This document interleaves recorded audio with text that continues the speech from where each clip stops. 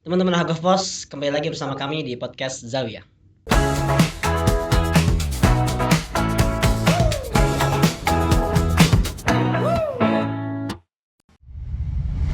Malam hari ini kita kedatangan tamu Kang Husnil Mubarak yang akrab disapa dengan Kang Husni.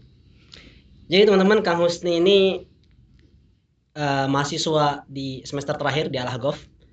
Terima kasih banyak Kang sudah berkenan menyempatkan diri ngobrol bareng kita di podcast Zawiyah. Sama-sama. Sehat Kang ya? Alhamdulillah khair. Jadi Kang Husni ini adalah salah satu mahasiswa yang kalau udah bulan puasa atau mau Idul Fitri, ini anak-anak Ahgof ramai datang ke beliau. Kang, Ramadannya kapan? Idnya kapan? Kenapa? Karena beliau salah satu kelangkaan yang beliau miliki adalah beliau ahli di bidang ilmu falak. Kul Masya Allah. Masya Allah. Allahumma sholli ala sayyidina Muhammad. Khatir ini. Kul Masya Allah. Tapi karena saya ini kamarnya sebelahan ya sama Kang Husni, jadi saya tinggal di Sakan, di asrama yang isinya anak semester terakhir semua. Jadi saya tahu bagaimana kisah Kang Husni setiap harinya. Di samping beliau ahli falak, ternyata beliau ini dikenal dengan orang yang konsisten. Amin. Konsisten dalam segala hal. Saya kalau lagi di kamar nih, bahas berapa hari lagi? Kang Husni udah selesai. Ikhtibar syahri berapa lagi? Kang Husni udah beres. Bukan cuma falak, bukan cuma dars, khidmah jalan, apalagi bahas dikerjain, dan IPK bertahan, dan sekarang IPK-nya 4,93. Kul Masya Allah sekali. Masya Allah. Ini Kang Husni ini luar biasa. Jadi sebenarnya kalau anak Haghof ini penasaran banget Kang, antum kenapa diundang sekarang? Karena anak Haghof secara khusus itu penasaran, Kang Husni ini gimana sih tipsnya? Mereka itu pengen tahu karena kita pernah dengar qaul syair, likullin ila sya'wil ula harakatu walakin azizun fir rijali thabatu. Semuanya punya usaha buat mencapai puncak, tapi yang benar-benar konsisten itu dikit. Nah, kira-kira Kang, sebelum saya masuk ke cerita Kang, udah punya istri Kang? Doain semoga segera diberikan sama Allah Subhanahu wa taala. Berarti belum. Kesempatan nih buat ukti-ukti nih. Kapan lagi kan dapat suami perfect ini gitu. Allahumma sholli ala Muhammad. Nah, gimana itu Kang? Kita sebelum masuk sebenarnya kan bahasan kita ini masalah falak ya. Masalah metode hisab, metode ru'yah. Terus kenapa sih umat muslim khususnya di Indonesia setiap mau bulan puasa atau mau Id selalu ribut masalah perbedaan waktu mulai puasa atau mulai Idnya. Nah, sebelum masuk ke situ kita kenalan dulu. Siap. Biar teman-teman Hagopos bisa kenalan sama antum, gimana tips bisa konsisten melaksanakan segala hal sesuai dengan waktunya. Sebenarnya kalau tips untuk bagaimana konsisten ya, itu yang pertama, ini kalau yang selalu diajarkan sama Kiai Ana dulu di Pasuruan. Saya dulu mondok di Pasuruan. Oh, pernah di Pasuruan. Antum juga pondok Pasuruan kan ya? Kita sama ya. Alhamdulillah ada sama. Ana dulu di Pasuruan di Pondok Pesantren Hidayatus Salafiyah. Di sana sekarang yang megang adalah Kiai Haji Ahmad Siddiq Soleh. Beliau selalu berpesan kepada kita bahwa ini sebenarnya agak berseberangan dengan apa yang diajarkan banyak sama para kiai. Apa? Yang antum tahu, ikhtiar dan tawakal itu mana yang lebih dahulu? Umumnya ikhtiarnya, beliau enggak. Tawakal harus lebih dulu daripada ikhtiar. Kenapa kok seperti itu? Karena dengan kita tawakal kepada Allah sebelum kita ikhtiar, nah, itu berarti kita merasa kita enggak mampu. Nah, kalau kita sudah merasa tidak mampu, maka Allah nanti yang buat kita mampu. Allah ala kulli syai'in qadir.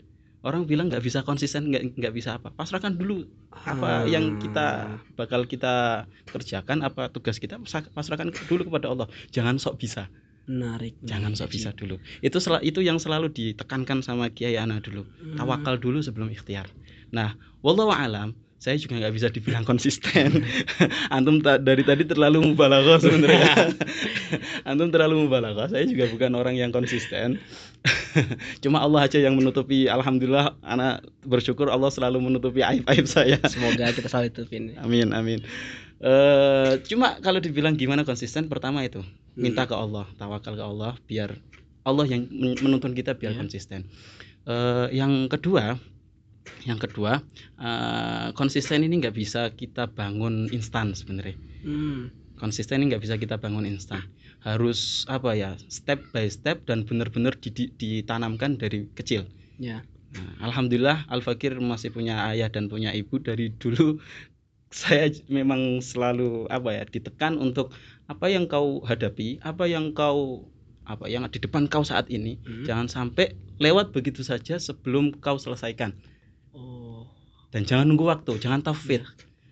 Jangan taswif. Jangan taswif. Kita nggak tahu nanti ada apa syekh yang nggak bakal bisa taswif kita lakukan. Mengundur, jangan di apa istilahnya. Ya, jangan diundur-undur, jangan ditunda apa yang bisa kita lakukan sekarang. Gitu. Kalau istilah orang sekarang mungkin yang diajarin sama orang tua antum tuh problem solving ya. Naam. Menyelesaikan masalah. Naam. Terus lanjut. Jadi jangan sampai itu soalnya mindset dari yang mindset yang harus dibangun dari kecil itu. Kita nggak bisa kalau terbiasa nunda-nunda kemudian salah bim tiba-tiba jadi orang konsisten, susah. Karena itu tapi nggak ada kata terlambat. Kalau dibilang saya sekarang udah S1 sudah mahasiswa kemudian udah biasa nggak konsisten, mau konsisten enggak. Fadlullah wasi, bisa saja. Cuma harus dimulai dari sekarang. Mulai dari sekarang sedikit demi sedikit. Kalau ada masalah atau problem atau tugas yang dibebankan, jangan nanti. Selesaikan. Belajar kita atau kita misalkan di organisasi ada tugas apapun jangan ditunda. Itu sebenarnya sih. Ini sebenarnya saya nasihati diri sendiri ini. Dan dari kecil. Ini buat calon-calon yang mau mutazawij, yang mau itu. Alhamdulillah Al-Fakir sekarang mustawa 5, jadi semoga saja dibukakan jalannya oleh Allah Subhanahu wa taala. Jadi didik anak kita nanti dari kecil gitu. Anak kita ya. Ada nonton ya. Calon istri ya. Ya Allah. Jadi dari kecil tanamkan hal itu. Ya. Itu yang diajarkan sama Nabi, itu yang diajarkan sama para sahabat.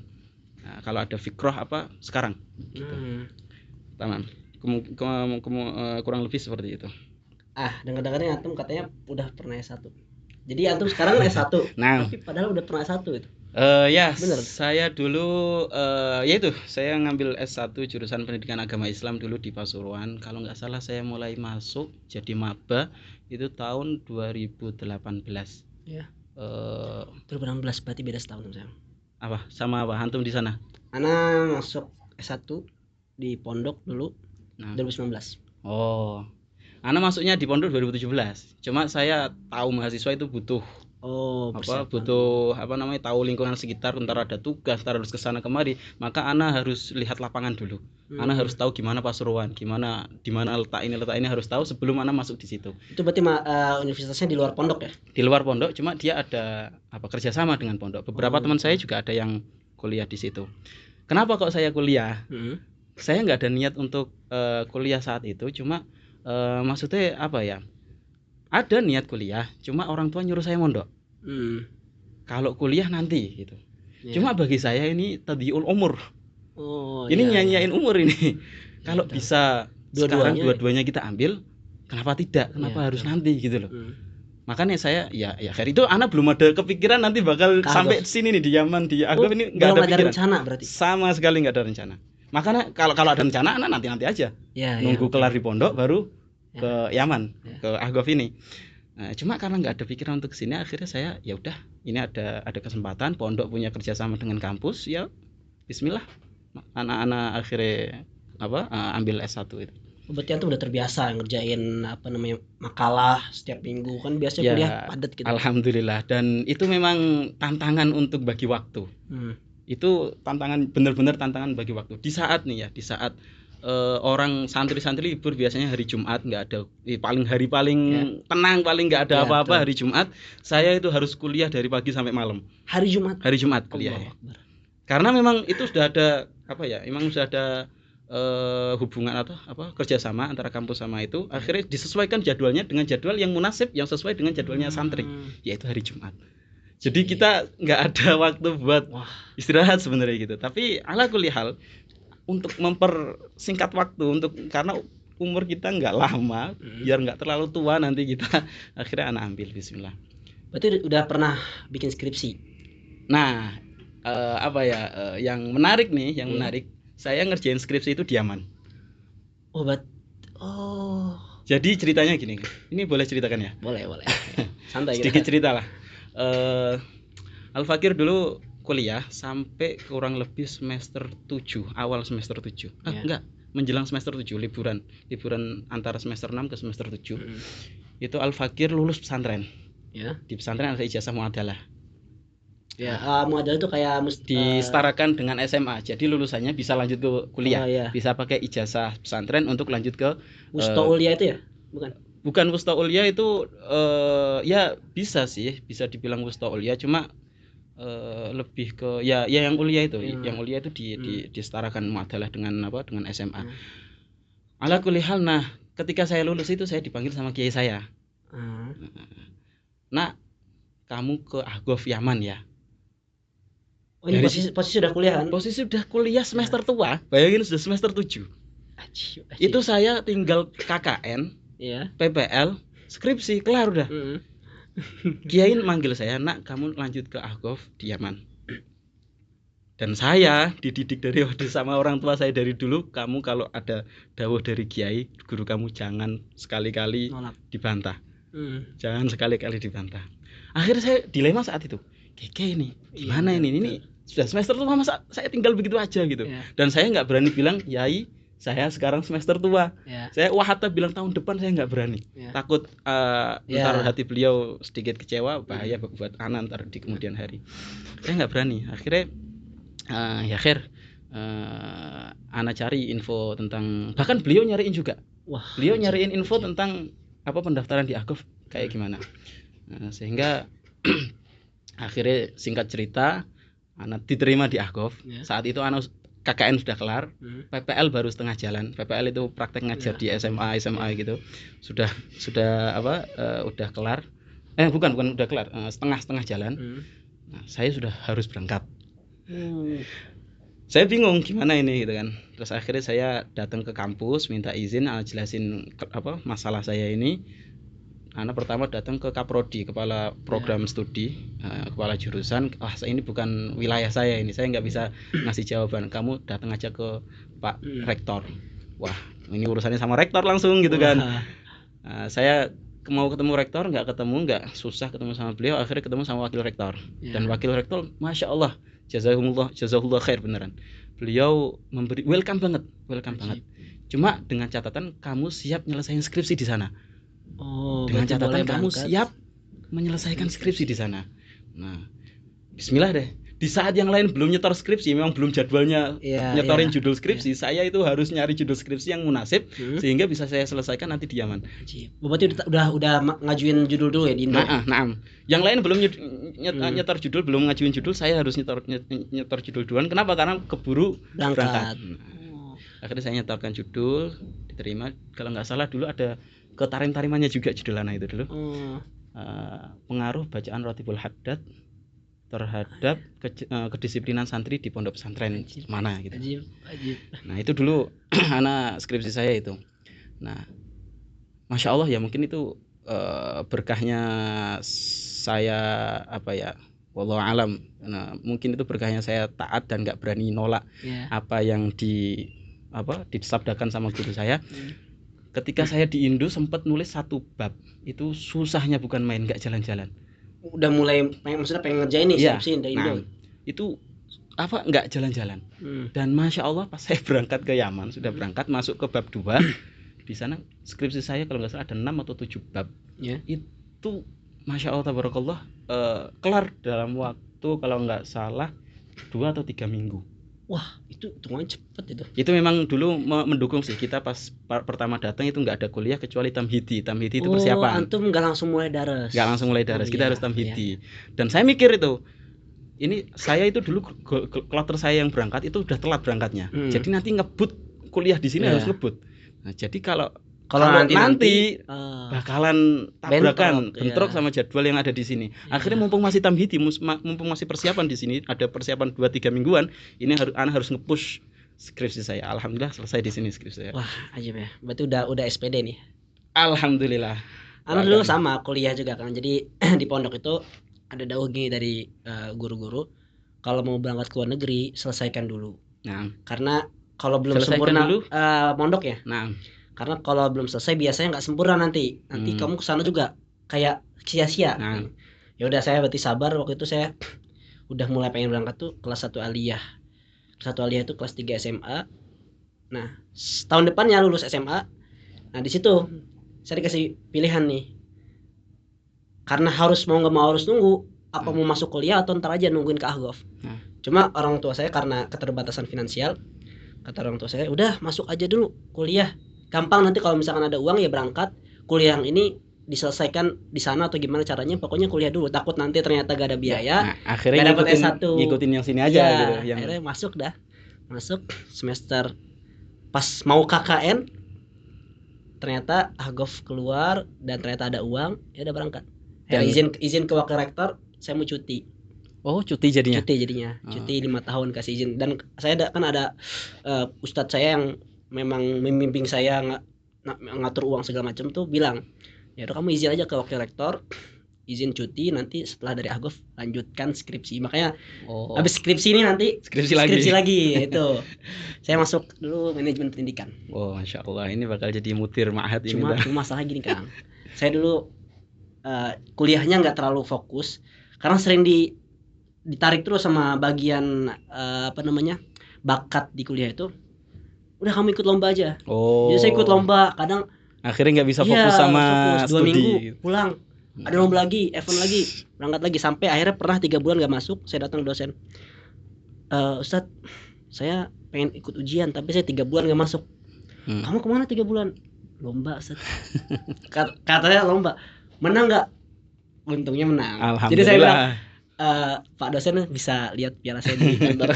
Kalau enggak dikasih tuh. Kalau enggak dikasih tuh, enggak bakal bisa ikut ujian. Alhamdulillah dapat. Nah, gini Kang. Ini kan kita udah mulai kenalan. Sebelum kita masuk ke pembahasan inti masalah kenapa kok selalu ada perbedaan antara beberapa umat muslim di Indonesia masalah puasa sama Id. Kita pengen dulu disclaimer masalah ilmu falak nih. Soalnya ilmu falak ini sekarang seakan-akan ilmu yang mewah, eksklusif, cuma santri doang yang bisa, bahkan di kalangan santri pun cuma berapa orang saja yang bisa.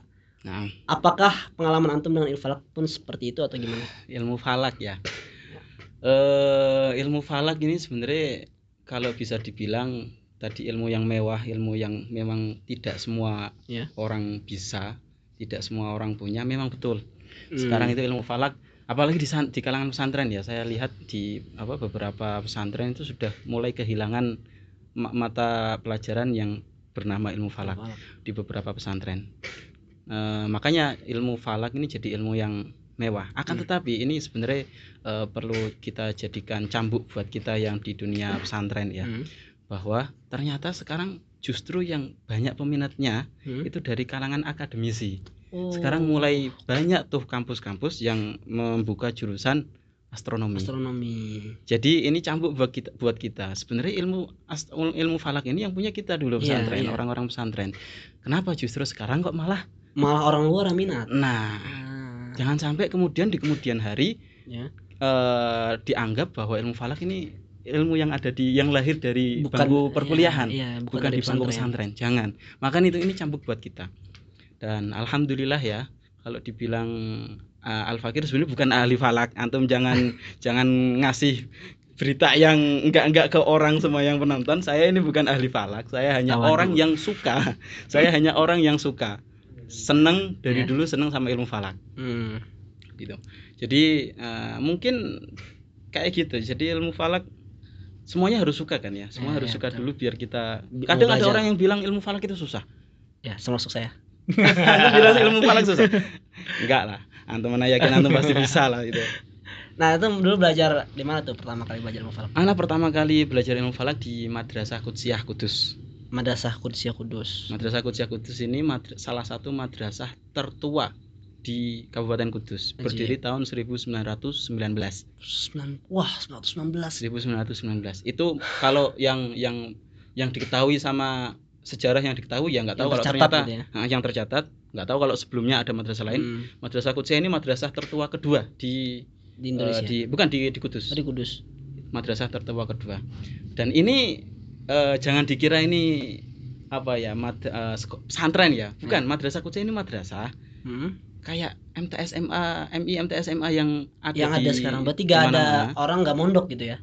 Gimana? Nggak mondok di Qudusiyah itu, cuma pulang sebagian sekarang sudah dibuka ma'had. Sekarang sudah dibuka ma'had. Cuma awal berdirinya itu madrasah bukan pesantren. Dan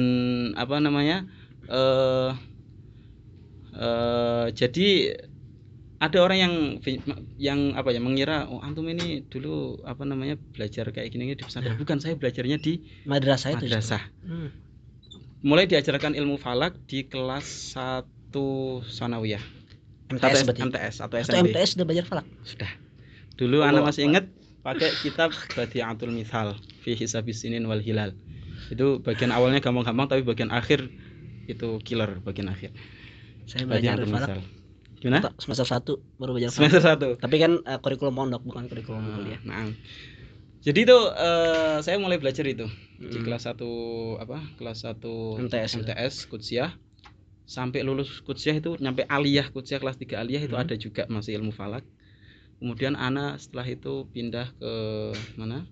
Pindah ke Pasuruan. Ya. Di sana alhamdulillah Al-Fakir keterima kelas 3 sanawiyah. Di kelas 3 sanawiyah ada ilmu falak juga.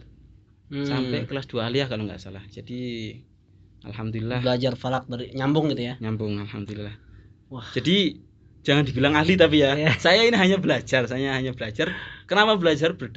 Berawal dari suka. Anak dari SD. Dari SD itu suka IPA. Ada kan IPA itu dijelasin ada tata surya, ada matahari, bulan, ada planet Merkurius, Venus. Nah, akhirnya pas lulus SD lihat ada mata pelajaran kok nyenggol masalah itu.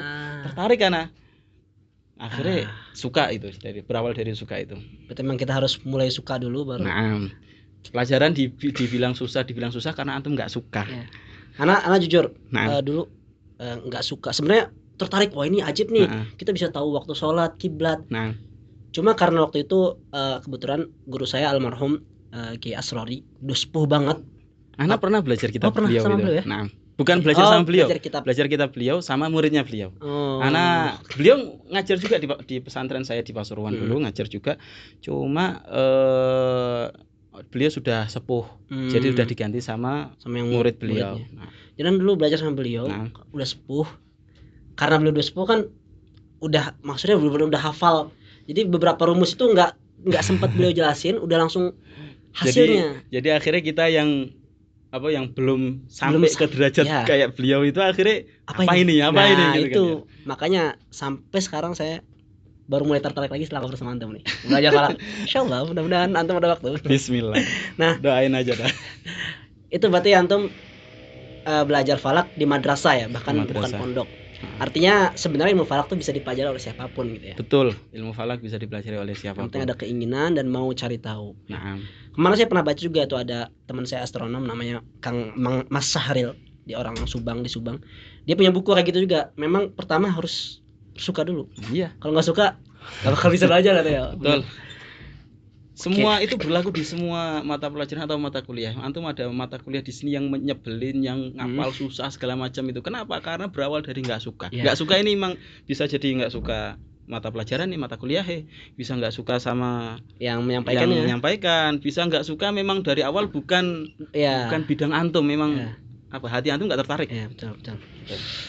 Oke, berarti udah ajib banget nih pembahasan falak. Kita langsung masuk ke mulai pembahasan berikutnya terkait masalah penetapan awal bulan puasa atau Syawal. Jadi kalau kita baca di literatur fikih Muqarrar, ternyata 4 mazhab ulama kita itu kan beda pendapat nih. Ada yang disebut dengan al-matali'. Kalau secara bahasa dia jamak, kata jamak dari matla'. Matla' itu tempat terbit ya kan, dari isim zaman atau matli', tempat terbitnya matahari atau bulan. Nah di situ ada perbedaan pendapat kan.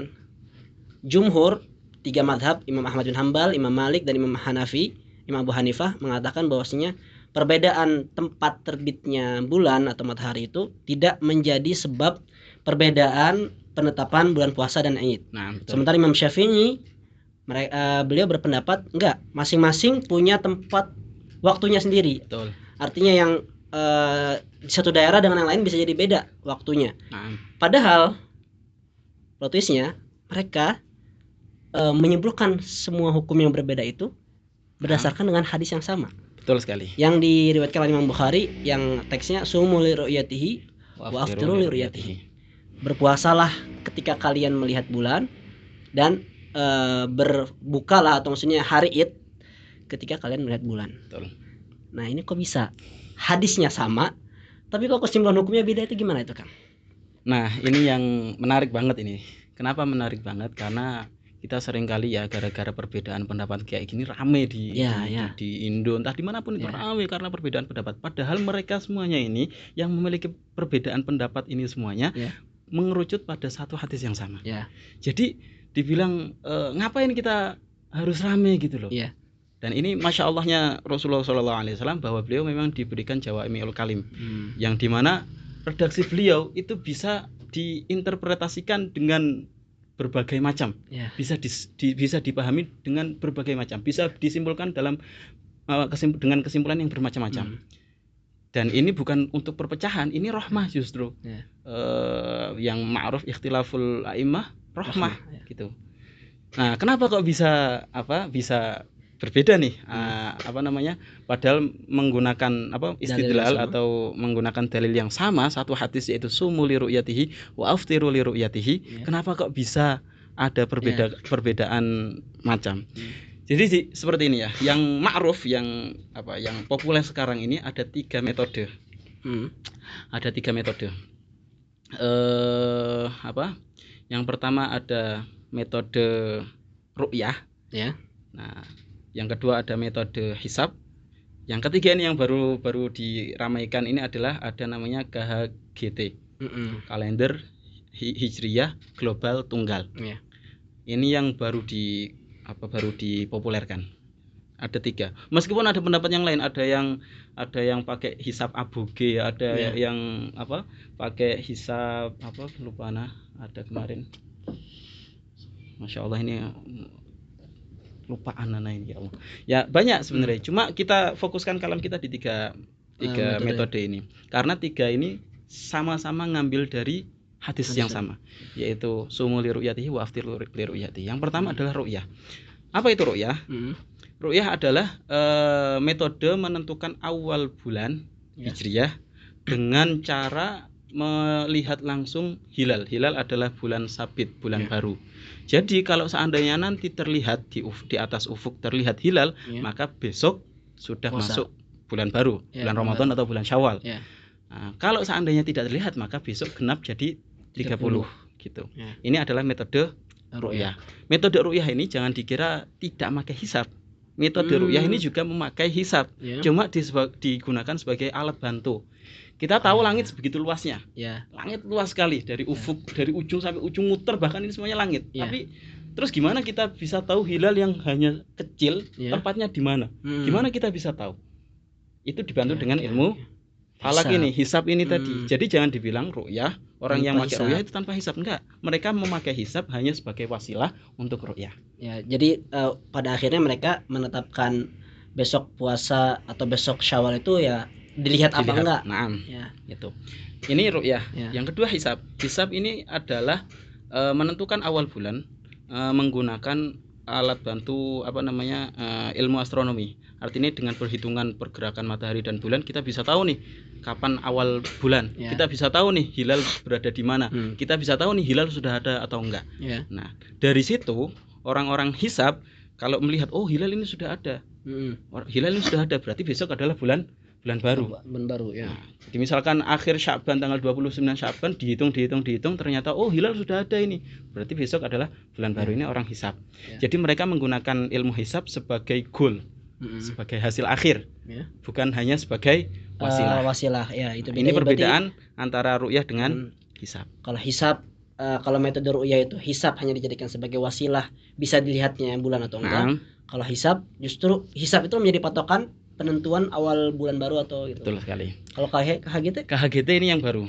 KHGT adalah kalender hisab global tunggal. Ini yang baru-baru ini jadi bahan perbincangan hangat di kalangan ahli-ahli astronomi, ahli-ahli falak terlebih di Indonesia. Kenapa? Karena organisasi Ormas Muhammadiyah yang selama ini selalu memakai standar wujudul hilal pakai hisab, yaitu metode yang kedua tadi, mulai tahun tahun 1447 ini mereka resmi menggunakan KHGT. Apa itu KHGT? KHGT adalah sebuah metode di mana menggunakan di mana di muka bumi ini ada satu daerah yang bisa terlihat hilal, maka semua daerah di muka bumi ini dianggap sudah melihat hilal. Ini yang oleh oleh fuqaha kita disebut dengan ittihadul matali'. Oh, berarti inilah yang tadi yang jumhur itu ya, maksudnya Maliki, Hanafi, Hambali itu ya KHGT ini. Ya. Dia memakai konsep KHGT ini memakai konsep ittihadul matali' yang disepakati oleh 3 mazhab. Hanafiyah, Malikiyah dan Hanabilah. Yang berbeda hanya Syafi'iyah. Jadi itu KHGT. Dan ini baru dipopulerkan oleh Muhammadiyah tahun ini. Memang kalau dibilang apakah sudah ada negara Kang yang telah resmi memakai KHGT ini? Metode KHGT? Kalau sebagai otoritas negara, resmi dari negara, itu belum ada, kecuali Turki.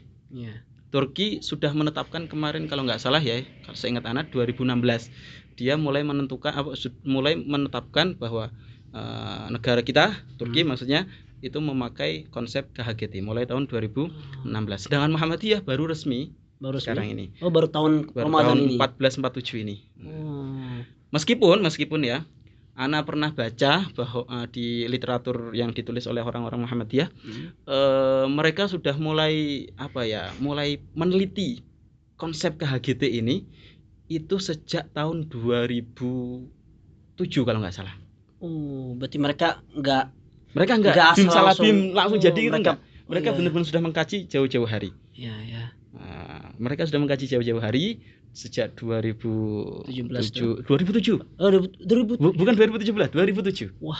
Jadi udah jauh-jauh hari dikaji. Ana bilang 2016 Turki make, itu Turki menentukannya, bukan menelitinya.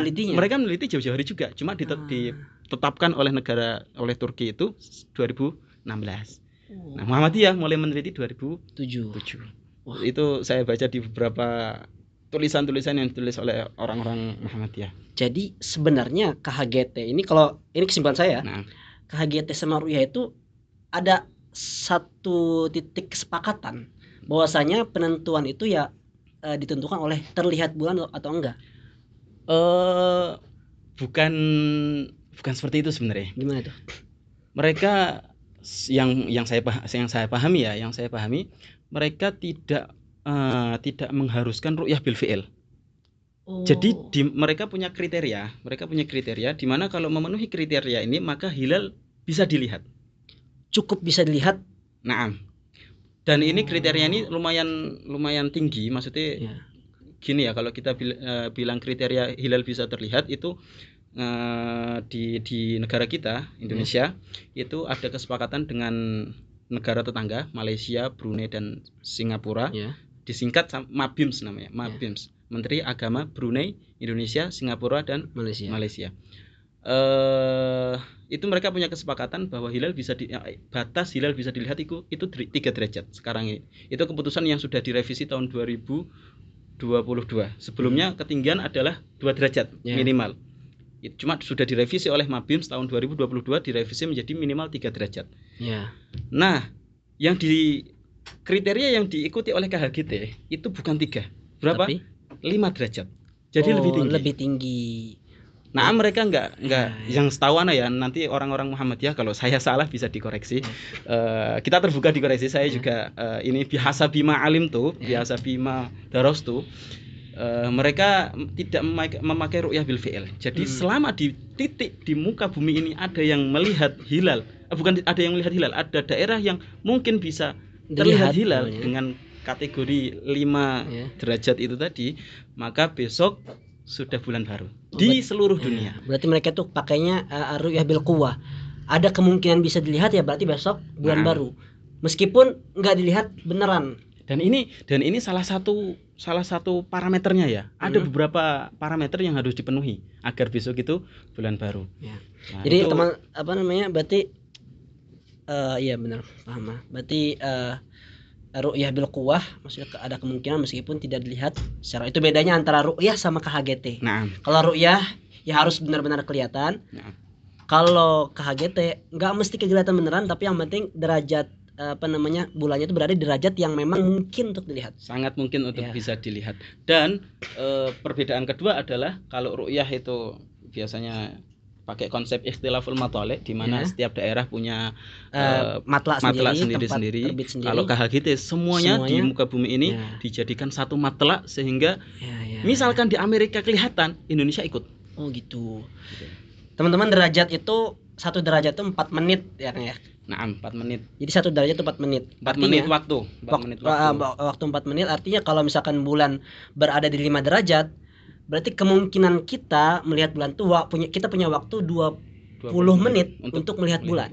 Sehingga makanya kenapa tadi dikatakan KHGT, kalau bulan itu berada di ketinggian di atas ufuk 5 derajat, berarti mungkin untuk dilihat. Karena waktunya panjang waktu untuk tenggelam ke buminya. Dan dia karena sudah jauh dengan bulan, sudah jauh dengan matahari kan sudah tenggelam di bawah, dan dia tinggi sekali, sehingga pancaran sinar matahari tidak menutupi, itu tidak mengganggu sinarnya bulan, sehingga lebih mudah untuk dilihat. Karena itu kategorinya tinggi, 5 derajat. Nah, kita kembali ke yang tadi ya.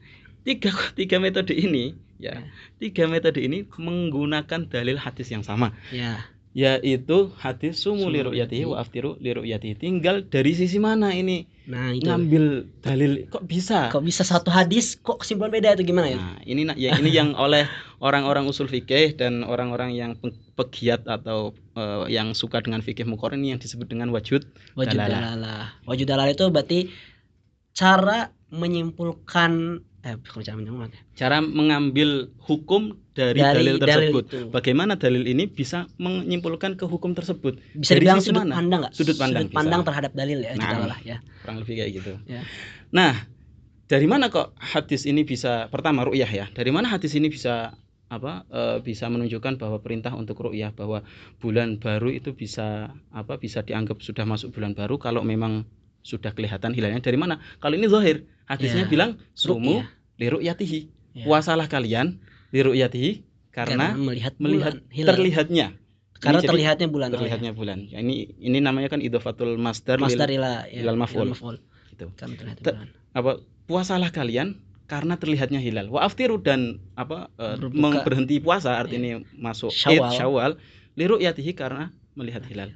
Jadi di sini Rasulullah Shallallahu Alaihi Wasallam mengaitkan puasa dan iftar atau menyudahi puasa dengan terlihatnya hilal. Artinya kita tidak boleh puasa atau tidak boleh iftar kecuali kalau sudah melihat bulan hilal. Karena itu tolok ukurnya adalah hilal harus terlihat bil fi'il. Bahkan kalau antum lihat di kitab-kitab fikih ya, itu bahkan harus kalau seandainya pakai kaca itu nggak bisa.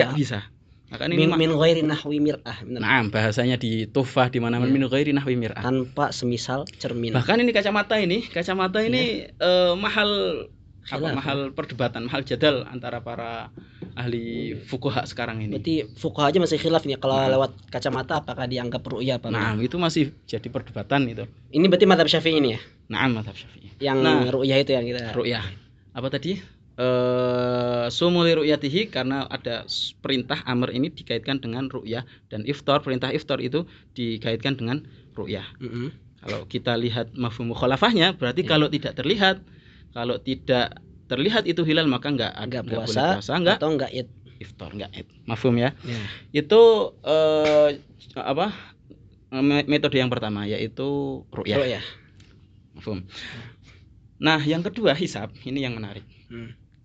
Sumu li ru'yatihi, kenapa kok bisa mengarah ke hisab? Kenapa kok bisa iktifak dengan hisab? Karena gini, kalau kita lihat ya, orang-orang yang memakai hisab itu biasanya memakai pedoman wujudul hilal. Jadi hilal itu kalau sudah wujud ada maka sudah masuk bulan. Entah itu terlihat atau tidak. Bi ghaddin nadhar an annahu yura aw la yura. Amkana an yura atau enggak, mungkin untuk dilihat ataupun enggak. Selama hilal sudah ada maka besok bulan baru. Kok bisa? Hadis Nabi kan bilang perintahkan Iya. puasalah kalau kelihatan. Lah kenapa kok ente enggak ngelihat pun ngelihat pun tetap Ya. itu. Kenapa? Saya pernah baca di beberapa literatur dan pernah lihat ya di semacam wawancara gitu sama orang-orang yang ahli hisab falak Muhammadiyah. Ini ya yang biasa pakai itu hisab selama ini adalah kawan-kawan kita, teman-teman kita dari Muhammadiyah. Mereka kenapa kok bisa berkesimpulan pakai hisab? Sumuli ru'yatihi, kenapa kok ke hisab? Karena ada beberapa wujud dalalah sebenarnya. Ya. Mereka ada beberapa wujud dalalah. Yang pertama, Ana pernah baca di buku falak, apa judulnya? Bukan buku falak ya. Semacam hujjah lah, ini yang resmi diterbitkan oleh Lajnah tarjih, apa bahasanya? Majelis tarjih ya, atau Lajnah tarjih, lupa yang punyanya Muhammadiyah itu. Buku yang resmi diterbitkan sama mereka. Di sana dijelaskan wujud dalalahnya. Dari mana sumuli ru'yatihi ini kok ngarah ke hisab. Kenapa? Karena gini. Mereka beranggapan bahwa setiap al-asl fil ahkam itu adalah mu'allalah. Ya, umumnya hukum itu memiliki hukum dasar, sebab yang hukum dasar daripada al-asl yang asli, yang hukum aslinya, semua hukum yang ada itu ada ilahnya, ada sebabnya, ada kausanya, sehingga kalau kaidah fikihnya itu al-hukmu yaduru ma'illatihi wujudan wa adaman. Kalau ada ilah itu maka berlaku hukum itu, kalau nggak ada ilah nggak berlaku. Sebabnya ada, hukumnya ada. Sebabnya nggak ada, hukumnya juga ada.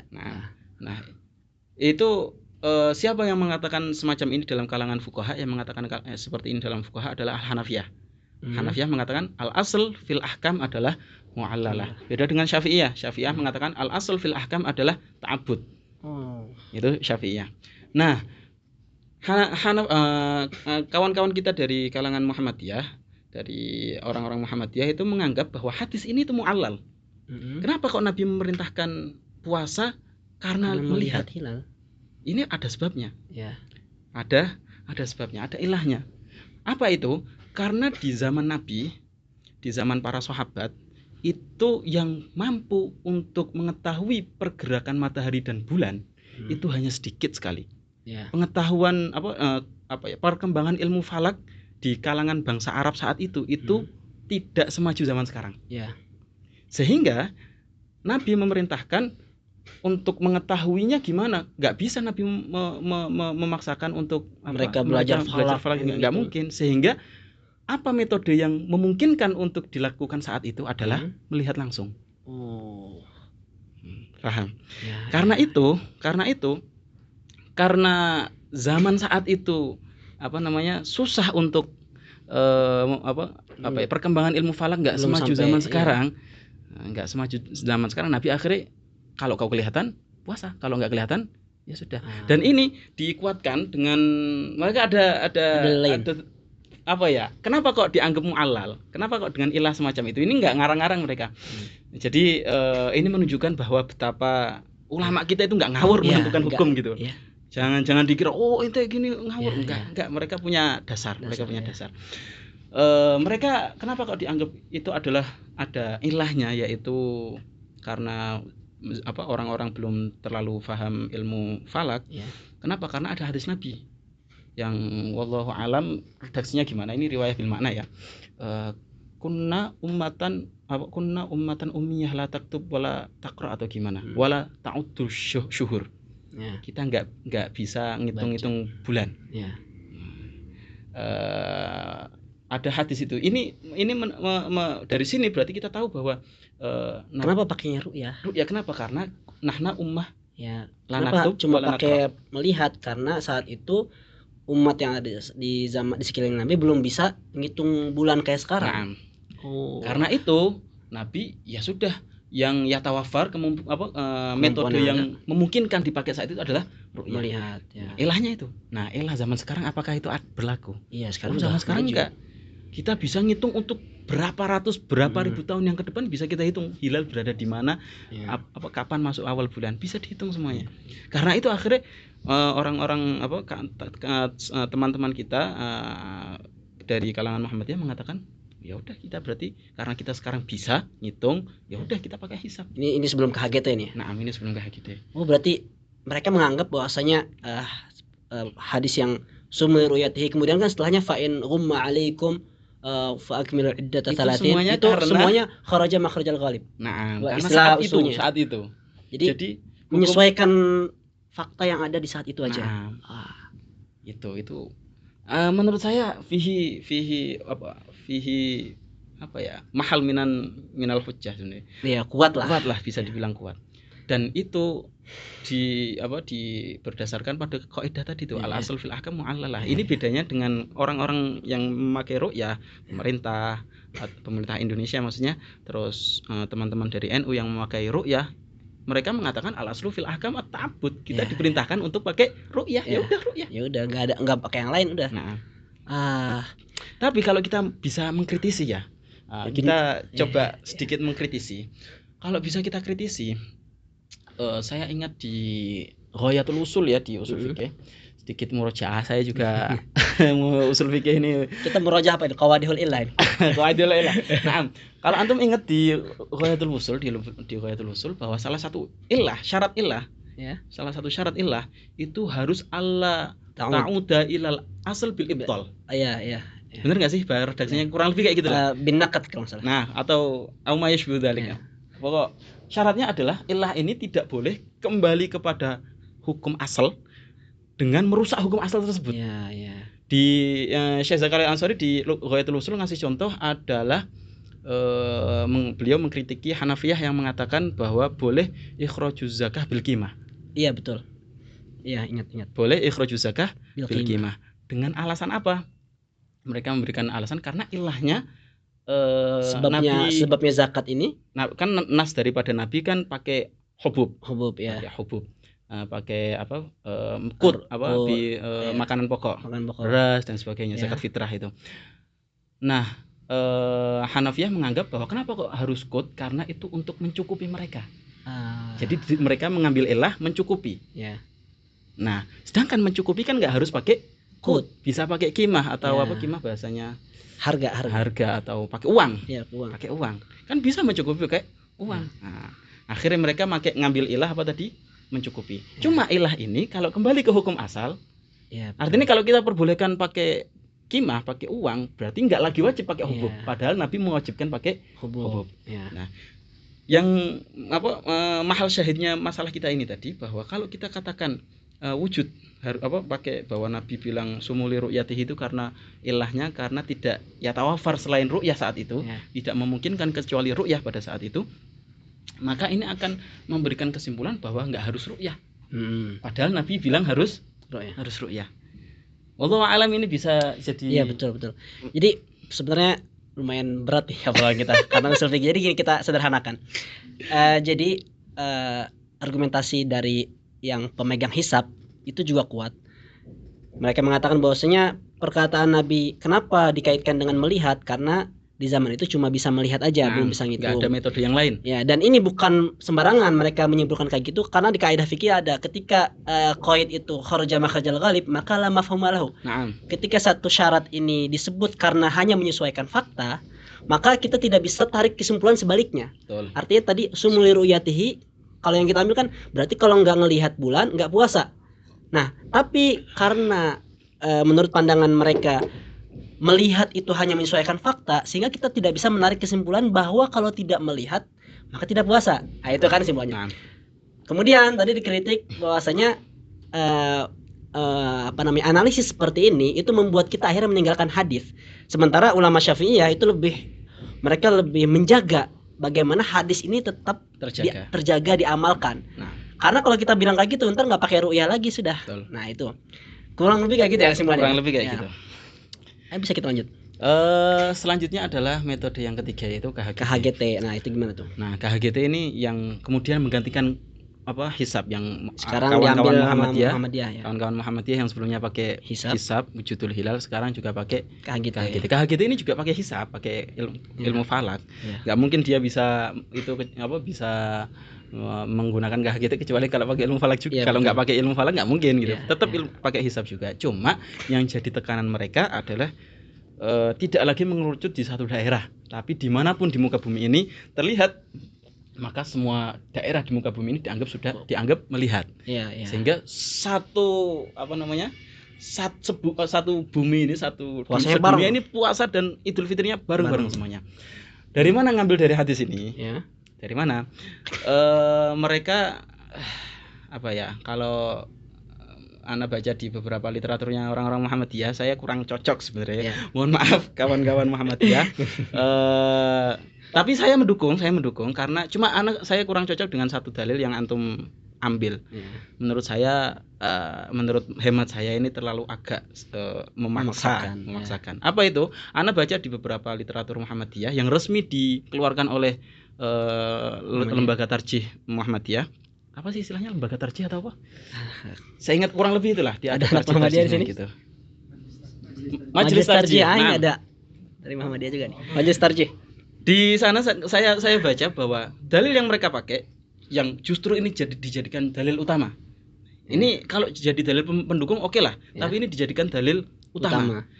Apa itu? Adalah qauluhu ta'ala di surat At-Taubah. Inna iddatash syuhuri 'indallahi 12 syahran fi kitabillah yauma khalaqas samawati wal arda minha arba'atun hurum dzalikat dinul qayyim. Di situ dijelaskan bahwa inna iddatash syuhuri 'indallahi 12 syahran. Sesungguhnya jumlah bulan di sisi Allah itu adalah 12 bulan. Isna asyara syahran fi kitabillah dalam kitab Allah yauma khalaqas samawati wal ard. Ini sudah ditetapkan sejak Allah menciptakan langit dan bumi. Minha arba'atun hurum, di antaranya ada 4 bulan yang mulia, yaitu Dzulqa'dah, Dzulhijjah, Muharram dan Rajab. Dzalika dinul qayyim. Nah, dzalika hal itu adalah ad-dinul qayyim, ajaran agama yang lurus, yang benar. Yang saya tanyakan, dari mana antum mengambil kesimpulan bahwa kita pakai KHGT bahwa satu bumi ini satu matlak, satu kalender, satu itu dari mana? Ini yang saya nggak dijelaskan secara gamblang di tulisan yang Ana baca dari Majelis Tarjih Muhammadiyah itu. Kemarin ada saya lupa siapa itu, podcastnya siapa, beliau juga anggota Majelis Tarjih Muhammadiyah. Beliau kurang, nggak tahu ya, mungkin kebodohannya saya kurang bisa menangkap itu. Cuma kalau seandainya antum pakai hadis sumuli ru'yatihi saja, itu sebenarnya bisa. Ini antum cosplay jadi Muhammadiyah. Anak cosplay jadi Muhammadiyah ini. Saya sekarang dukung jadi orang Muhammadiyah sekarang. Antum sebenarnya pakai, kenapa kok saya dukung? Karena sebenarnya Muhammadiyah konsep KHGT ini didukung sama 3 mazhab. Iya, betul. Hanafiyah, Malikiyah, Hanabilah sebenarnya. Hanya Syafi'iyah yang enggak pakai konsep ini. Seandainya antum pakai hadis sumuli ru'yatihi, lakana hasan menurut Ana. Bahkan itu di Bukhari tadi kan Ustaz. Di Bukhari padahal Hasan pakai itu. Gimana itu kok bisa sumuli ru'yatihi kok bisa jadi KHGT ini? Dari mana? Kita lihat sumuli ru'yatihi, Nabi bilang sumuli ru'yatihi, Amr. Salah kalian. Siapa ini kalian? Pertanyaannya siapakah ini yang dimaksud kalian ini? Domir waw, domir mukhatab ini itu diarahkan ke siapa sama Nabi? Kira-kira Nabi ngomong itu ke siapa? Pada umatnya dong. Pada umatnya. Satu para sahabat ya, kemudian jadi kepada para sahabat yang ada saat itu dan kemudian untuk semua umat yang ada. Jadi khitab yang ada di sumuli ru'yatihi itu untuk umum semuanya. Artinya kalau kita terjemahkan ya, sumu, puasalah kalian semua umat li ru'yatihi, karena terlihatnya hilal. Pokok hilal terlihat dimanapun itu, di sini nggak ada kait karena terlihat di daerah kamu, karena nggak ada, Nabi nggak ngasih kait itu. Puasalah kalian karena terlihat dimanapun itu terlihat, maka puasa. Entah terlihat di Amerika, kau orang Indonesia puasa. Karena Hasan kalau seandainya pakai hadis. Tapi gini, ada satu poin yang, tapi kan di KHGT nggak mesti lihat. Cukup 5 derajat aja, meskipun nggak bisa dilihat, yang penting mungkin dilihat. Nah itu gimana?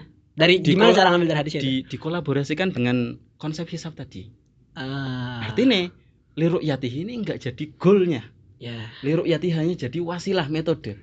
Tujuannya adalah ada nggak nih bulannya? Ada nggak?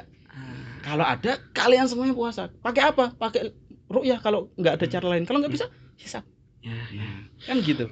Atau bisa pakai mantukul hadis, makna hadis zahir yang dalalahnya iltizam. Bisa juga pakai dalalah iltizam. Cuma ada apa namanya? Banyak hal yang perlu banyak hal dilewatin. yang bakalan dikritik.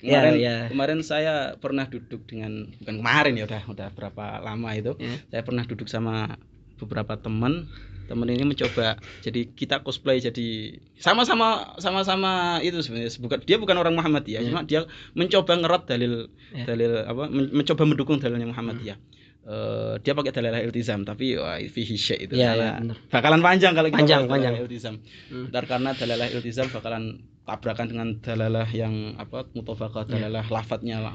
Saya yakin kan kalau antum sekarang benar-benar atas nama Muhammadiyah, ini audiens NU ini bakal pindah. Karena dari mana kok mazhab Syafi'i tiba-tiba menyimpulkan setiap daerah punya ru'yahnya masing-masing, beda-beda. Kan hadisnya umum, mutlak, tidak terikat oleh tempat. Tapi boleh gak kita bahas ini? Boleh ya?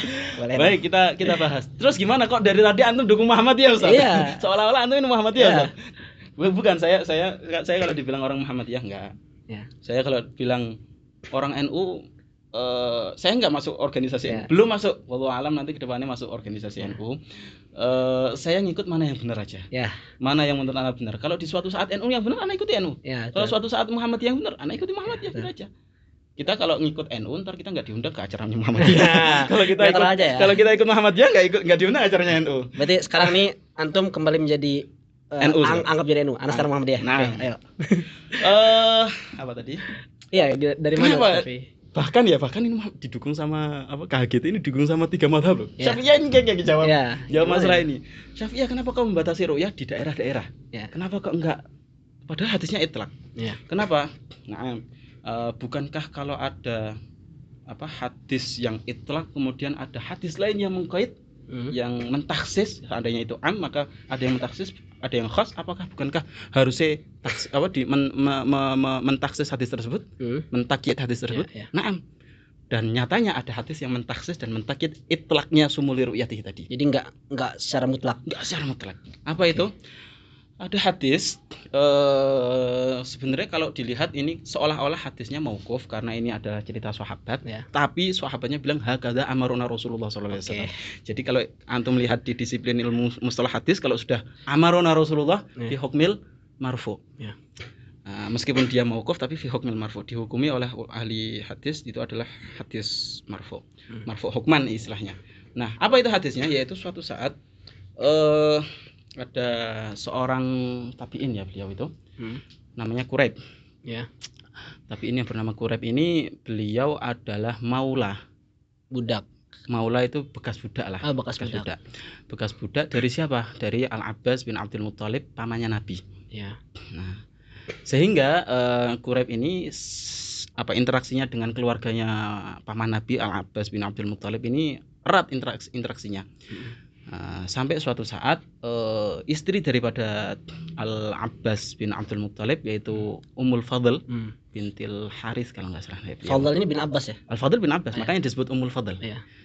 Nah, suatu saat Ummul Fadl itu memerintahkan kepada Quraib, meminta tolong kepada Quraib. Quraib kan tadi mantan bekas budaknya suaminya Ummul Fadl.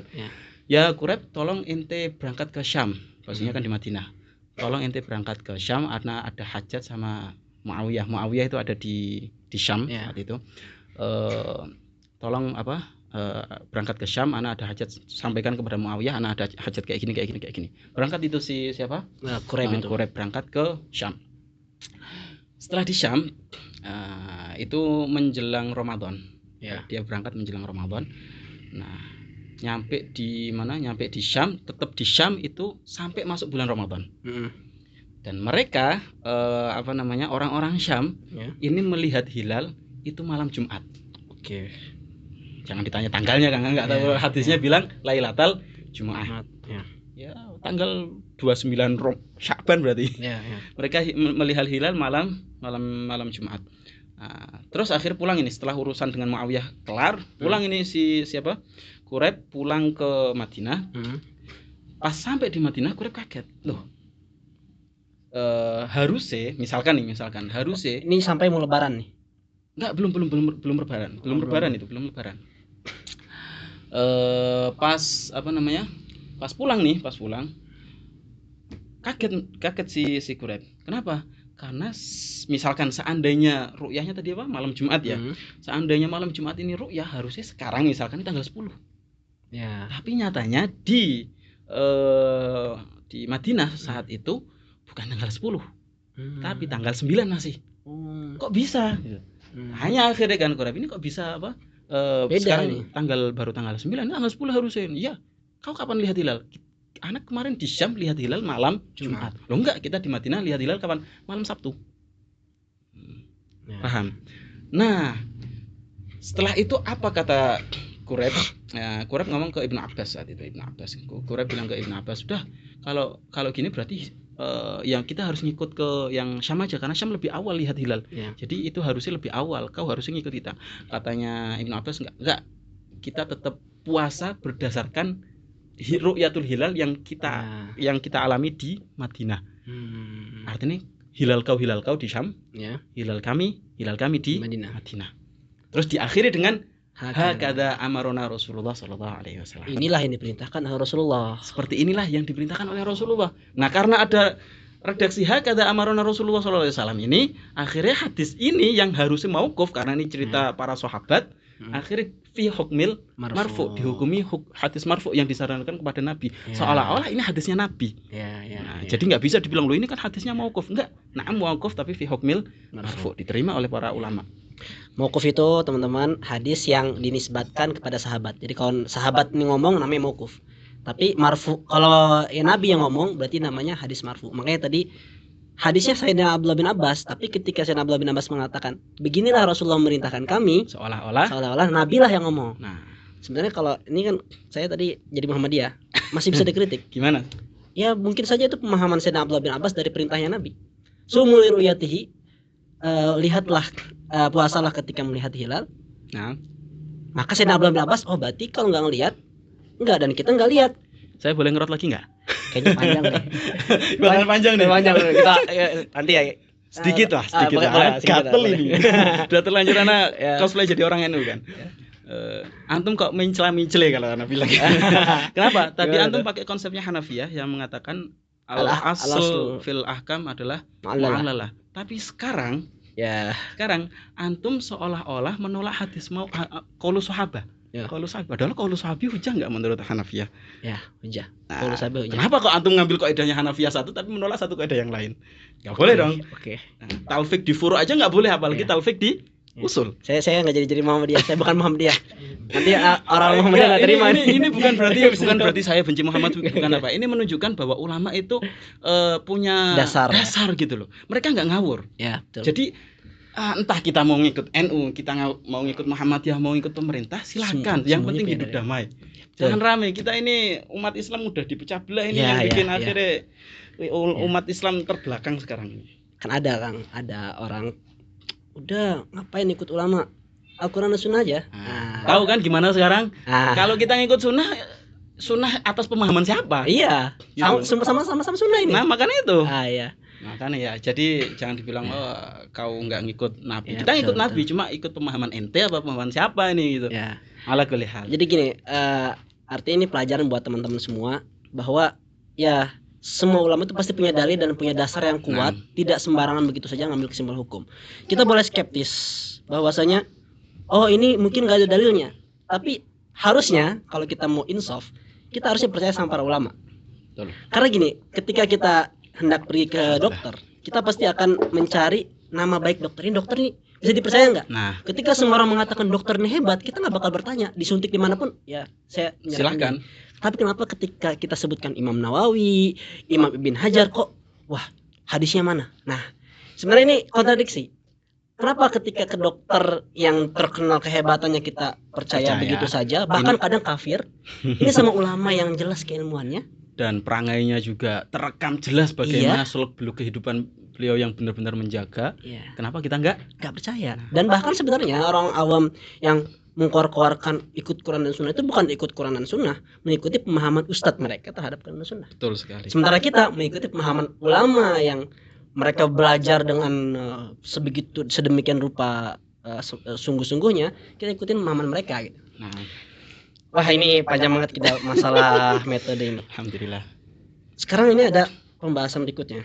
Tadi kan udah tahu perbedaan metode itu. Nah, Tentu dengan perbedaan metode ini akan terjadi perbedaan mulai puasa atau selesai puasa. nah, Dan ini tentunya memiliki konsekuensi yang nggak main-main. Sebelum masuk ke bagaimana mengatasi solusi dari masalah konsekuensi yang bakal terjadi karena perbedaan ini, kita mau nanya dulu, apakah ada satu ungkapan gini, hukmul hakim yarfa'ul khilaf. nah. Apakah betul ketika pemerintah itu menentukan satu tanggal, ya udah tidak ada khilaf, semuanya harus ikut? Nah, Gimana itu? apakah benar ungkapan semacam itu? Ya, apakah bisa dipraktekkan gitu sekarang? Kalau benar, ya kayaknya benar. Coba sekarang bisa nggak gitu? Masalah hukmul hakim yarfa'ul khilaf dalam kaitan masalah penentuan awal bulan ini ya. Ya. Jadi kita kerucutkan masalah hukmul hakim yarfa'ul khilaf di masalah ini aja. hilal ini. Ya. Kita nggak mau membahas di luar ini karena bakalan panjang. terlalu panjang ini. Ya, Ntar terlalu panjang podcastnya ini ntar. Ya. Masalah hilal ini, apakah ketika pemerintah menentukan bahwa awal bulan adalah tanggal sekian, apakah itu berarti yarfa'ul khilaf? Nggak boleh ada perbedaan pendapat. Ini sudah dikaji oleh banyak ulama, terlebih ulama mu'asirin ya. Sudah dikaji oleh para ulama mu'asirin bahwa apakah yarfa'ul khilaf atau enggak. Ternyata ada ulama mu'asirin sendiri ada perbedaan pendapat. Oke. Jadi di antara mereka itu ada yang mengatakan bahwa ketika hakim sudah menentukan kayak gini maka yarfa'ul khilaf. Di antara ulama yang menentukan, yang mengatakan semacam itu ada, seingat saya ada Dr. Wahbah Zuhaili di master presnya beliau yaitu Al-Fiqhul Islami wa Adillatuhu. Terus juga Dr. Buti, Dr. Muhammad Sa'id Ramadan Al-Buti, beliau mengatakan hukmul hakim yarfa'ul khilaf. Dr. Buti kalau nggak salah ya berarti di masalah di kitab beliau Fiqh Muqarrar itu beliau di pembahasan itu ikhtilaful matali' atau ittihadul matali' atau ikhtilaful matali' di kitab Fiqh Muqarrarnya beliau. Nah, itu beliau mengatakan bahwa hukmul hakim yarfa'ul khilaf. Seingat saya ya di Fiqh Muqarrarnya beliau ada khilaf ittihadul matali' dan ikhtilaful matali' ini kalau memang nggak ada hakim yang menentukan. Beliau bilang kayak gitu. Kalau ada hakim yang menentukan, maka al-amr kulluh ilaih. Al-amr kulluh ilaih. Jadi harus ngikut. Satu. Yang kedua, mahal khilaf juga kata beliau, sedikit keluar dari masalah hukmul hakim yarfa'ul khilaf ya. Mahal khilaf ittihadul matali' dan ikhtilaful matali' itu mahal khilaf juga ada mahal khilafnya juga adalah kalau tidak luas banget. Kalau daerah tersebut itu luas banget maka ittifaq semuanya beda-beda ikhtilaful matali'. Enggak ada yang bilang ittihadul. Berarti puasanya beda kalau jauh banget. Nah, cuma ini juga fihi nazar dirad oleh beberapa ulama. Itu tadi yang mengatakan hukmul hakim yarfa'ul khilaf, itu ada Dr. Wahbah Zuhaili dan Syekh Ramadan Al-Buti. Mungkin kalau antum ada yang lain Ustadz, kalau siapa gitu barangkali kan ya. Tambahin nggak apa-apa kan, kita saling istifadah di sini. Masalahnya saya pemalas belajar fikih ya, Muqarrar. Salah. Belum aku salah Ustaz. Belum aku salah. Tapi jangan khawatir teman-teman Muhammadiyah yang kadang-kadang beda dengan pemerintah, jangan khawatir. Ternyata beberapa ulama juga membantah pendapat Dr. Buti dan Dr. Wahbah Zuhaili tadi. Salah satunya adalah Dr. Izzuddin. Dr. Izzuddin, oke. Nah, Dr. Izzuddin ini beliau dulu dosen di kampus kita ini di Ahqaf ini. Salah satu murid beliau yang dulu belajar sama beliau, yang sekarang jadi dosen kita, itu Dr. Alwi Abu Futem. Dr. Alwi ya. Dr. Alwi Abu Futem itu dulu masih menangi kalau bahasa Jawa bahasa Indonesia. Masih dapetin siapa? Nah, zamannya beliau masih ngajar Dr. Izzuddin. Nah, Dr. Izzuddin itu membantah bahwa enggak, hukmul hakim yarfa'ul khilaf itu kalau urusan hukuk adamiyin. Oke. Jadi kalau ada perbedaan pendapat, ini bilang tanah saya, ini bilang tanah saya, hakim memutuskan hukmul hakim yarfa'ul khilaf. Ya. Tapi kalau urusan hukukullah, urusan ibadah, nggak ada hakim punya hak untuk menentukan ibadah, nggak ada. Urusan ibadah nggak bisa ikut campur nih hakim. Campur. Termasuk kapan puasa, kapan id. Nah, kayak gitu. Jadi Dr. Izzuddin ini dosen kita dulu di Ahqaf. Beliau orang Sudan beliau kalau nggak salah. Orang Dr. Sudan. Ali Buftam di kelas Al-Fakir pernah cerita beliau orang Sudan, ngajar di sini dulu. Itu beliau mengatakan bahwa la yarfa'ul khilaf. Ini urusan ibadah. Oke. Nggak usah ikut campur kau wahai hakim gitu. Kurang lebih gitu Ustaz. Oke, berarti jangan khawatir ya. Asal Muhammadiyah bukan berarti terus dengan nggak sama pemerintah terus masuk ke dalam yang melanggar hukumul hakim yarfa'ul khilaf. Nah, sekarang kita masuk pembahasan berikutnya nih, Kang. Permasalahan. Oh iya, sebentar sebelum masuk itu.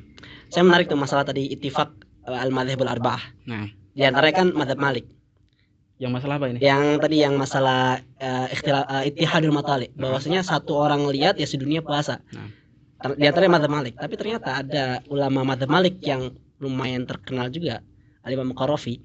Itu beliau mengomentari setelah beliau menjelaskan bahwasanya setiap daerah itu punya waktunya sendiri, beda-beda, sholat aja beda-beda.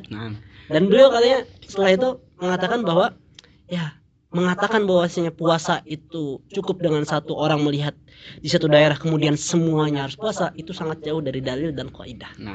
Ini ajib parah. Kalau nggak salah kitab Al-Furuq kata beliau. Kalau yang membantah Malikiyah orang Syafi'iyah, orang udah biasa kan, udah beda pendapat. Nah, ini salah satu dari ulama besar Malikiyah justru ya. Oh iya, ini penting banget bahasan nih. Konsekuensi dari perbedaan mulai puasa dan mulai Id itu banyak. Di antaranya, gara-gara beda mulai puasanya, maka ada kemungkinan kita puasa di hari yang diharamkan, yaitu puasa 1 Syawal. Kemudian juga ada kemungkinan kita kurang puasanya sehari. Yang lebih parah lagi, hari Arafah wukufnya bukan di tanggal 9, tapi tanggal 8 atau tanggal 10. Nah, ini gimana hukum fikihnya nih? Ini sudah banyak ulama, bahkan enggak ulama sekarang ya. Ulama-ulama yang dulu-dulu itu sudah pernah membahas masalah ini. Masalah kesalahan dalam ru'yah. Kesalahan dalam menentukan awal bulan. Bagaimana konsekuensi hukumnya nanti? Yang pertama adalah masalah awal Ramadan. Atau awal Syawal misalkan. Ini wake. Iya dia. Jangan dibilang ini hanya masalah-masalah iftirati, enggak, ini wake. Dulu di tahun 1984. Di mana? Boleh ya nyebutin tempat ya? Boleh. Di Saudi Arabia. Ini ma'ruf jiddan. Di Saudi Arabia, di Arab Saudi. Mereka salah dalam menentukan hilal Syawal saat itu. Jadi pemerintah sudah menentukan bahwa ada laporan masuk ke pemerintah, ke kementerian yang mengurusi itu, bahwa saya melihat hilal. Hilal apa? Hilal Syawal. Saya melihat hilal. Dan kalau ma'ruf kan di kitab-kitab fikih Syafi'iyah bahwa kalau seandainya syahadat masalah persaksian melihat hilal cukup 1 orang diterima. Nah, akhirnya berdasarkan dengan persaksian ada orang yang menyaksikan hilal itu, akhirnya pemerintah Saudi memutuskan bahwa besok ini sudah Syawal. Mereka nggak ngeh nih, nggak ngerasa. Ternyata pada saat itu baru 28 hari. 28. Baru bukan 29 ya? Bukan 29. Khawatir ini. Dan ma'ruf udah ma'ruf bahwa kalender di bulan-bulan di Hijriyah itu antara 29 dan 30, enggak ada 28. Ternyata baru 28 dan ini sudah diumumkan besok Idul Fitri. Jadi semua orang udah enggak puasa. Semua orang sudah enggak puasa. Baru setelah itu ada laporan, Cak, ini baru 28 hari. Waduh. Ini setelah Arafah. Bukan, ini Syawal. Cak, ini kita baru 28 hari puasa kayak gini. Masa kita tetap puasa 28 hari? Gak ada kalender Hijriah 28 hari. Akhirnya pemerintah mengkoreksi itu bahwa kemarin ada kesalahan, bahwa yang dilihat itu bukan hilal, itu adalah benda langit lain yang secara bentuk itu bentuk hilal mirip. Cuma bukan hilal. Nggak tahu itu orangnya yang bersaksi melihat hilal itu dihukum kayak apa, itu nggak tahu saya. Cuma akhirnya pemerintah memutuskan bahwa semua warga Saudi Arabia yang saat itu ikut pemerintah berlebaran bareng, maka wajib mengqadha 1 hari. Jadi kalau seandainya keputusannya salah dan gini ya, ketahuan. Nah, karena di kitab-kitab fikih, di kaidah fikih juga ma'ruf bahwa urusan ibadah itu yang jadi tolak ukur adalah ma fi dzannil mukallaf wa ma fi nafsil amr. Ya. Apa yang ada di pradugaannya seorang muslim mukallaf dan apa yang menjadi kenyataannya pada hakikatnya, pada kenyataannya seperti apa. Artinya sebelumnya pemerintah Saudi menganggap zonnya, dugaannya bahwa sudah masuk Syawal. Nah, tapi ternyata ma fi nafsil amr, setelah itu ya tabayyan jelas bahwa mereka salah. Dan yang berarti zon tadi berlaku enggak berlaku. Ada kaidah fikih juga la ibrata bizon al bayyin khata'uhu. Ya. Kalau sudah zon kok praduga kok salah ya enggak dianggap lagi. Ya. Karena itu wajib qada 1 hari. Qada puasa 1 hari. Ini masalah apa tadi? Ketahuan. Nah, kalau seandainya enggak ketahuan gimana, Kang? Kalau enggak ketahuan ya sudah selesai. Artinya seandainya ada yang bisa melihat hilal sehingga besok tanggal 1 bukan istikmal 30 hari bukan. Besok tanggal 1, Dok. Dan sampai hari kiamat misalkan itu enggak tahu, baru tahu di hadapan Allah Taala. Kalian dulu salah. Apakah itu berarti dosa enggak? Oke. Karena ma fi nafsil amr enggak tahu. Kalau ma fi nafsil amr ketahuan maka wajib mengikuti konsekuensinya. Kalau kurang berarti harus diqadha. Nah, ini masalah apa tadi? Puasa. Ya. Dan ini wake. Makanya ini nasihat buat para peruqyah ya. Jangan asal-asalan. Ini kalian itu menanggung beban puasanya orang satu negara ini. Ya, betul. Dan Al-Fakir ini bolak-balik ruqyah. Bolak-balik. Ana dulu latihan ruqyah enggak cuma pas Ramadan atau Syawal atau Zulhijjah enggak. Tapi memang ada praktek falak, ada ruqyah hilal setiap bulan. Nah, itu bertahun-tahun Al-Fakir cuma bisa lihat hilal 2 kali. Wah. Berarti susah banget. Kalau kata Ustadz Haji Inwanuddin, beliau orang Gresik di PWNU kalau nggak salah, Lajnah Falakiyah di PWNU Jawa Timur kalau nggak salah. Beliau mengatakan hilal itu kayak kayak kau dengan dia lah. Kalau kau dengan si dia harus kenal dulu baru dia mau nengok. Kalau nggak kenal kau siapa gitu, nggak mau nengok gitu. Jadi harus kenalan dulu. Nah, kenalan ini butuh waktu, Ustadz. Kenalan ini butuh waktu. Betul. Jadi nggak serta-merta tiba-tiba kau mana hilal, udah tahu tempatnya di sana, tapi apakah kelihatan? Nggak kelihatan. Ya. Hilal itu tipis banget, Ustaz. Nggak tebel kayak bulan kelihatan itu, nggak, tipis banget. Oke. Nah, kalau Arafah gimana tuh? Nah, Arafah ini yang repot ya, soalnya Arafah ini setahun sekali dan kodoknya ya tahun depan seandainya salah. Ini ulama sudah banyak mengomentari masalah ini. Seandainya salah wukuf di Arafah gimana? Gara-gara salah ru'yatul hilal. Ada di banyak literatur fikih, di Minhaj ada, di banyak. Di Minhaj lah, kalau anak-anak ahgof ini ntar mau merojaah, lihat di Minhaj aja udah ada. Cuma silahkan lihat sama syuruh-syuruhnya biar lebih paham. Di Minhaj itu ada. Seandainya ada jamaah haji ini salah wukuf. Wukuf kan harusnya tanggal berapa? Tanggal 9 Dzulhijjah. Ternyata mereka salah wukuf di hari tanggal 10. Mereka ngiranya itu tanggal 9. Tapi nyatanya itu adalah tanggal 10. Kok bisa, Kang? Kenapa? Karena kesalahan ru'yatul hilal. Jadi gimana surah masalahnya? Surah masalahnya mereka nggak lihat hilal pada tanggal 29 Dzulqa'dah. Kan ru'yah kan tanggal 29 Dzulqa'dah untuk menentukan besok ini 1 Dzulhijjah atau masih tanggal 30 Dzulqa'dah. Nah, mereka nggak melihat hilal. Sehingga apa konsekuensinya? Istikmal, menyempurnakan jadi Dzulqa'dah jadi 30 hari. Ala kulli hal. Nah, setelah istikmal tanggal 30, terus tanggal 1, tanggal 2, tanggal 3 Dzulhijjah 4 sampai tanggal 9 Dzulhijjah mereka wukuf. Paham? Ya. Nah, setelah malam setelah malam hari setelah wukuf ini, wukuf kan waktunya kan dari zawalus syams sampai ghurub. Yauma Arafah sampai bukan sampai ghurub, sampai tulu'ul fajr yaumun nahar. Sampai tulu'ul fajr yaumun nahar. Ternyata di malam hari ada pengumuman dari pemerintah, wahai umat, kalian salah. Ada laporan masuk sekarang bahwa ada yang melihat hilal di saat kalian nggak melihat hilal. Oke. Paham? Jadi yang kalian kemarin bilang istikmal itu ternyata tidak istikmal, itu ternyata tanggal 1. Sehingga konsekuensinya yang mereka ngira itu adalah tanggal 9 Dzulhijjah, waktunya Arafah, ternyata malam tanggal 10, ternyata itu sebenarnya adalah 10 sore sama malam 11. Paham? Dan misalkan kondisinya nggak memungkinkan untuk balik lagi, artinya ini kalau balik lagi sudah tulu'ul fajr, nggak mungkin lagi wukuf. Ya. Maka gimana konsekuensinya? Ini muskilah. Hasan kalau kau udah nggak lihat deh, jangan dicari-cari lagi gitu, biar nggak menimbulin masalah kayak gini. Terus gimana hukumnya? Hukumnya adalah wukufnya tersebut itu, wukufnya tadi yang salah ternyata itu dianggap cukup. Oke. Wukufnya dianggap cukup. Kenapa kok dianggap cukup? Karena masyakoh, seandainya umat yang berjuta-juta ini disuruh kodok lagi tahun depan.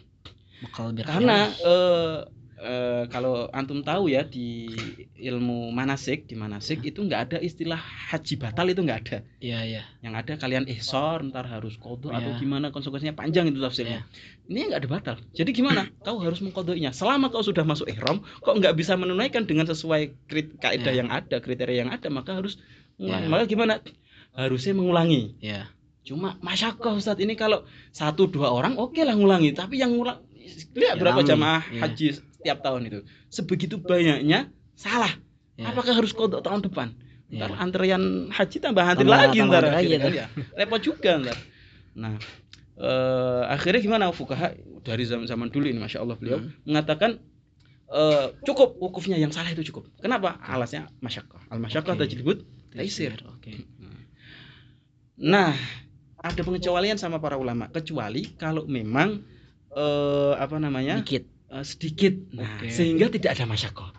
Misalkan nggak tahu ini ceritanya gimana, tasawurnya gimana kalau seandainya sedikit ini. Covid boleh seandainya Covid. Gimana Covid memang dibuka Ustaz? Nggak tahu ya. Ini anggap aja gitu kan. Anggap aja gitu. Covid. Nah, seandainya jamaahnya sedikit, sehingga 10 orang atau 15 orang atau 20 orang yang memungkinkan untuk qadha, maka wajib qadha enggak? Wajib qadha.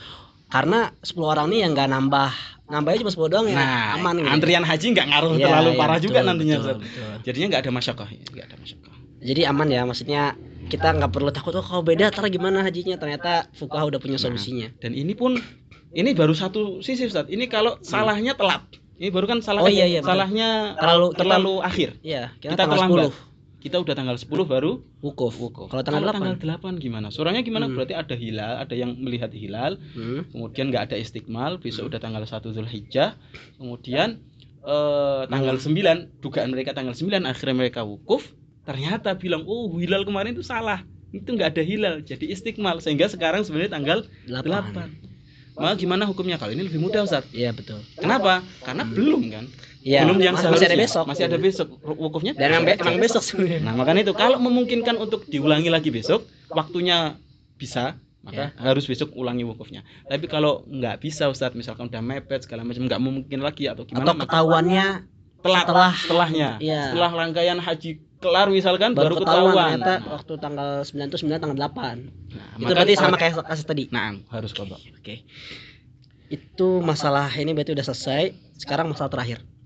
Ketika ada seseorang berangkat dari satu daerah yang mayoritas NU misalnya, ru'yah. Nah, Antum ini dari tadi suka bawa-bawa perbedaan. Soalnya gini, saya ini Indonesia ini Ustaz. Saya ini enggak betah ngeliat orang-orang tuh berantem terus. Udahlah gitu loh. Beda ya enggak apa-apa, beda, cuma enggak usah berantem. Rakyat aja gitu, enggak usah rame gitu. Rakyat aja udah kamu puasa, yang ini buka ya udah gitu kan. Nah, ini gimana, ada orang dia mulai puasanya di daerah tempat NU yang mayoritas NU, sehingga dia ngikuti NU mulainya. Kemudian ternyata safar ke tempatnya Muhammadiyah. Muhammadiyah kan lebih dahulu kan. Otomatis lebarnya lebih dulu. Tapi dia belum selesai nih, dia kurang. Nah, ini gimana nih? Gini, kalau masalah semacam ini Al-Fakir pribadi, nggak tahu kalau antum atau yang lain teman-teman Ahgofos barangkali ada itu dikoreksi anak. Belum menemukan yang bahas ini secara nason masalah ini, karena dari dulu belum ada NU, belum ada Muhammadiyah, jadi nggak ada. Yang mengkaji semacam ini adalah ulama-ulama mu'asirin. Nah, ulama mu'asirin itu ada beberapa perbedaan pendapat sebenarnya. Jadi sebenarnya kalau memungkinkan kita untuk memungkinkan kita untuk ngikuti apa yang gini loh, kalau antum lihat di kitab-kitab yang bahas masalah taklid, itu orang itu harus mentaklid, harus mengikuti apa yang menurut dia itu adalah benar, kuat, rojih. rojih. Mana pendapat yang kuat, apakah pendapat NU atau pendapat Muhammadiyah yang kuat, itu yang harus diikuti sama tiap pribadi orang. Harusnya kayak gitu. Nah, masalah ini pun harusnya kayak gitu, Ustaz. Jadi kalau dia merasa yakin bahwa yang benar itu adalah NU, ngikuti NU. Berarti dia kalau paham. seandainya tetap puasa gitu. Tetap puasa, kasus yang antum ceritakan tadi harusnya harus puasa, ngikuti NU. Sholat itu sebentar, Ustaz. Sebentar, belum kelar. belum. Apa? izin. Tapi Ustaz, seandainya dikira bakalan menimbulkan fitnah.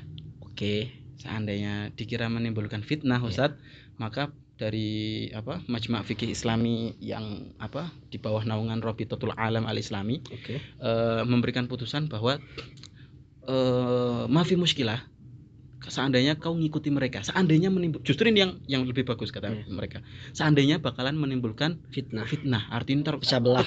Kau ini gimana? Kau ini kau ini sekarang di daerah Muhammadiyah, harusnya ikut Muhammadiyah. Kau sana aja ke NU. Kalau bakalan kayak gitu, asal ngikut. Berarti dia iftar. Seandainya di hatinya dia itu ngerasa janggal, ya udah. Seandainya masih 28 hari enggak ada puasa 28 hari, qada 1 hari nantinya. Itu Majma' Fikih punyanya Rabitatul Alam Al-Islami. Ada juga saya ingat Ustaz, cuma enggak takkit, nanti bisa enggak bisa dicek lagi kalau enggak salah di Al-Fiqhul Islami wa Adilatuhnya punya Zuhaili kalau enggak salah ada juga itu. Cuma enggak takkit yang sama berarti kesimpulannya, maksudnya dia artinya seharusnya ngikuti apa yang menurut keyakinan dia, cuma seandainya menimbulkan fitnah, ya udah menyesuaikan sama lingkungannya. Dan itu yang dipraktekkan sama ulama-ulama kita, Ustaz. Antum kalau ingat ceritanya Imam Syafi'i ke Baghdad, beliau enggak mau kunut. Kenapa? Di Baghdad mayoritas Hanabilah. Ahmad bin Hanbal Hanafiyah, Ustaz ya? Hanafiyah, Ustaz. Ahmad bin Hanbal itu di sama Baghdad juga beliau. Cuma saat itu kan Imam Ahmad bin Hanbal belum mendirikan mazhabnya kan. Jadi yang ada di Baghdad itu Hanafiyah. Naam, ingat ya. Tempat Baghdad saat itu masih mayoritas Hanafiyah, dan beliau datang di situ. Beliau apakah mau sholatnya pakai kunut? Enggak kunut. Kenapa? Roman dan takut fitnah nantinya. Dan menarik banget nih, kemarin enggak tahu ini wallahu alam ya, ini anak orangnya hobinya scrollan, Ustaz. Kemarin saya lihat scroll bermanfaat scroll ada salah satu ulama Sunni yang datang ke Iran. Ma'ruf ya, sekarang lagi ramai Iran ya. Ma'ruf bahwa Iran itu mazhabnya kan Syi'i ya. Nah, ini jangan dibuat pecah belah ini. Sunni Syi'i jangan dah. Ulama ini enggak tahu siapa, cuma Masya Allah beliau memberikan contoh. Beliau seharusnya kayak gini kan. Sedangkan Syiah sholatnya biasa lepas tangan, istirsal gini. Beliau akhirnya istirsal gini. Di sampingnya ada syekh yang orang Iran Syi'i, ngambil tangan beliau, diangkat biar mengikuti apa yang kau yakini. Hidup yang kayak gini, Ustaz, yang kita inginkan sebenarnya, Ustaz. Gimana sama-sama Islam itu enggak usah bentrok, enggak usah rame gitu. Apaan rame, orang-orang yang mereka akhirnya yang musuh-musuh Islam ini yang memanfaatkan peluang ini, Ustaz, akhirnya. Ayolah kita NU, kita Muhammadiyah, kita Islam semuanya. Jangan lagi kita NU, jangan lagi kita Muhammadiyah, kita ini Islam. Kita aja, Ustaz. Wah, udah banyak banget kita ngobrol, Kang, udah semuanya. Sebenarnya kita ada niat mau jelasin kapan imkan ru'yah, kapan enggak. Itu tapi panjang juga ya. Dan ini enggak tahu udah berapa menit kita ini kalau Ustaz? Sudah sejam lebih ya. Sejam lebih. Udah lama, Ustaz. Udah lama, dan insyaallah kalau ada kesempatan waktu kita bahas gimana lagi bentar masalah itu imkan ru'yah itu. Terakhir, pesan singkat buat sikap umat Islam yang seharusnya menghadapi perbedaan ini. Ya, sikapnya enggak panjang lebar ya. Satu kata aja deh, tasamuh. Toleransi. Kita enggak bisa menyatukan umat benar-benar satu di semua hal, itu enggak bisa. Allah bisa menjadikan umatan wahidah bisa aja. Tapi Allah enggak mau. Sunnatullah memang seperti itu. Kita punya budaya masing-masing. Kita Nabi enggak mau pakai redaksi yang menjustifikasi kayak gini satu gini, enggak mau. Kalau Nabi mau bisa. Cuma Nabi enggak mau. Ditafsir itu. Sumuli ruyatihi ai idza kana gini mawjud. Tapi cuma Nabi enggak mau. Kenapa?